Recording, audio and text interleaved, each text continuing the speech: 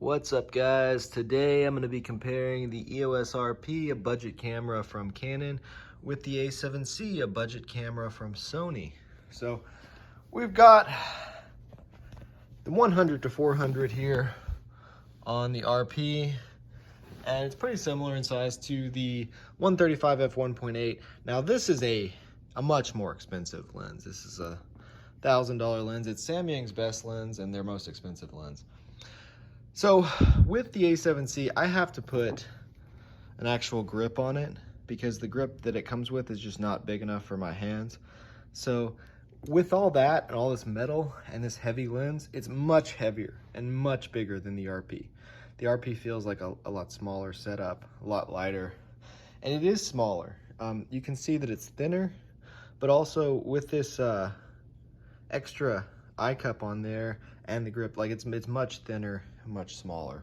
Without all that, the A7C is slightly smaller, but you can see it's still pretty thick. I mean, it's thicker right through here than the RP for sure. Let's see. Now, if you just had the regular grip on there, no extra grip, and this little kit lens that comes with it, I would be nice and compact. I'm gonna be selling this kit lens. I don't need it, I don't like it. I'm gonna be using some faster primes on this setup. This is what I'm gonna be using for portraits, and then I've got some wider lenses for other things, for YouTube. On the RP, I was using this 50mm for portraits. It wasn't the best portrait lens. I did some professional shoots where I got paid up to $500 with that, but I only paid $150 for that lens.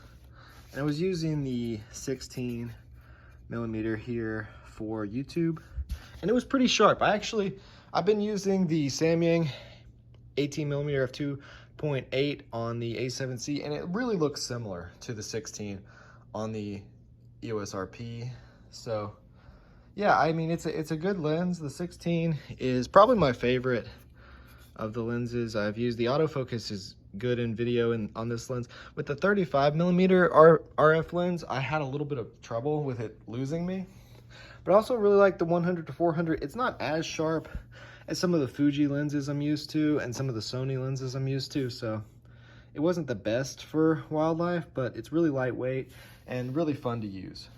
So yeah, with the A7C, with this grip and this lens, my fingers kind of hit the lens. That's the worst thing about it, because this is a really fat, massive lens with a 82mm filter thread. It's got a rubberized lens hood. I'm going to be doing a full video on all these lenses, but as of right now, I'm actually going to be selling some of this stuff, so I'll have links in the description below, but look forward to some videos in the future about these setups.